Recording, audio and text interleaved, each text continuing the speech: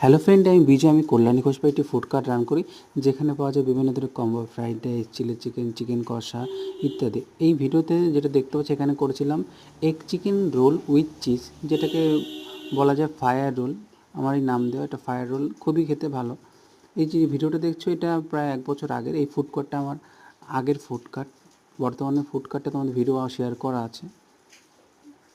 ভিডিওতে অবশ্যই কমেন্ট করে জানিও কেমন লাগছে তোমাদের ভিডিওটা দেখতে, বা কে কোথা থেকে দেখছো প্লিজ আমাকে জানিও এসএমএস করে। Thank you so much.